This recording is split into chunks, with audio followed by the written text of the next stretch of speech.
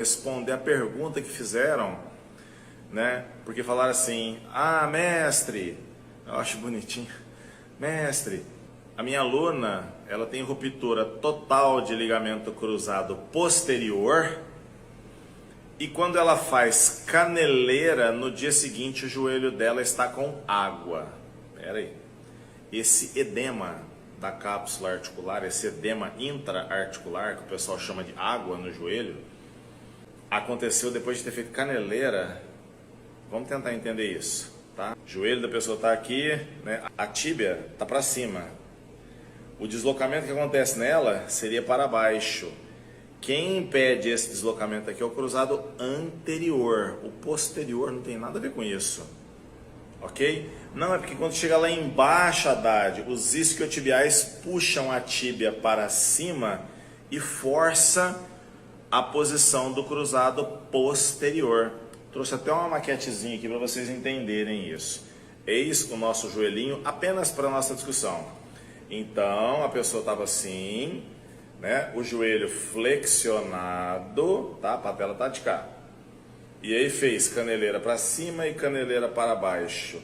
Então, nessa posição aqui embaixo, o posterior de coxa puxou a tíbia para cima. E isso forçou a região do ligamento cruzado posterior. Tá, é uma hipótese bem legal, faz bastante sentido. Dependendo do peso da caneleira forçando para baixo, os isquiotibiais iam ter que puxar muito forte para cima para segurar isso. Mas deixa eu te explicar uma coisa. Você forçar a posição do ligamento não causaria edema articular. Quando uma articulação sinovial, pode ser interfalângica, por exemplo, quando você força uma articulação, a estrutura que recobre a articulação, vocês vão lembrar disso, a gente chama isso aqui de cápsula articular, lembra? Revestindo a articulação. Então, no caso do joelho, aqui pela frente você vai ver o tendão do quadríceps, a posição da patela, o ligamento patelar, colateral fibular de um lado, colateral medial ou colateral tibial do outro. Anteriormente, vou flexionar esse joelhinho aqui, você vai ver lá dentro o ligamento cruzado anterior e por aqui o ligamento cruzado posterior. Então, o cruzado anterior não deixa a sua tíbia vir para frente, o deslocamento anterior da tíbia não acontece, e o cruzado posterior impede o deslocamento posterior. Ao redor dessa estrutura composta e incompleta, sinovial, nós temos uma cápsula articular.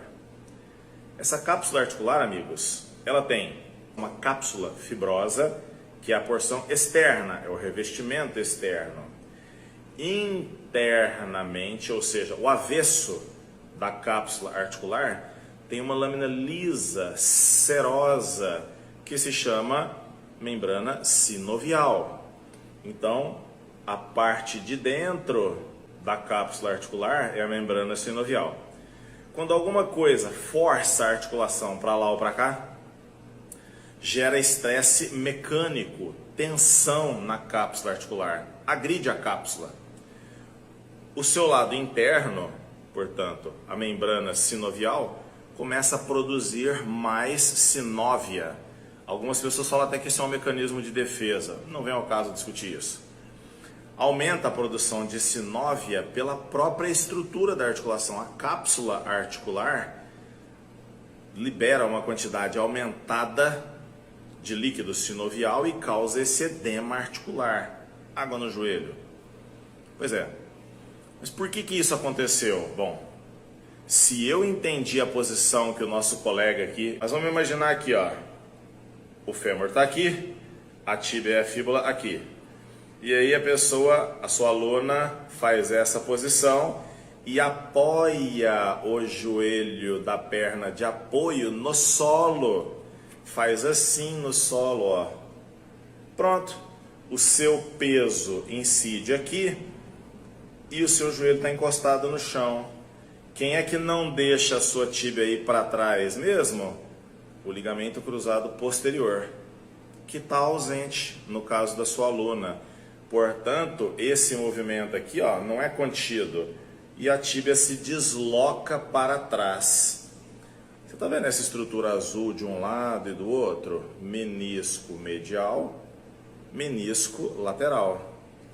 Junto com essa translação da tíbia posterior, esse deslocamento para trás da tíbia, a hora que o seu peso incide no joelho, os meniscos também vão se deslocar para trás. Um deslocamento que está além do programado para aquela articulação e pode inclusive mudar o posicionamento dos meniscos. E quando ela volta na posição, existem forças compressivas adicionais naquela articulação. Entenda então, não é a perna que trabalha que está sofrendo estresse mecânico, mas a perna de apoio. Se eu entendi a posição que você está sugerindo, eu posso estar enganado, tá? Mas se eu entendi direito o que você me mandou no privado aqui, é isso. Então, quando ela apoia o joelho dela dobradinho no solo para treinar a outra perna, essa perna que não tem o ligamento cruzado posterior sofre um estresse tremendo. Querido, para resolver isso aqui, só se o joelho tivesse uma reconstituição desse cruzado posterior que eu mostro aqui para você. Sua aluna não tem o ligamento cruzado posterior. O que eu posso fazer então para o peso dela não incidir na hora que ela encostar o joelho no solo? Ué, pega o banco de fazer flying, o banco de supino, e apoia a barriga dela. O banco vai estar posicionado assim, ela pega e se deita na transversal. O joelhinho dela fica do outro lado do banco e as mãos dela do outro. Então as pernas de um lado, as mãos do outro. Ela vira uma ponte ali sobre o banco. Ela diminuiu o peso que incide sobre o joelho. Ela vai trabalhar com essa caneleira plenamente, vai continuar com o glúteo forte, vai fazer um excelente trabalho muscular e não vai ter peso nenhum em cima do joelho.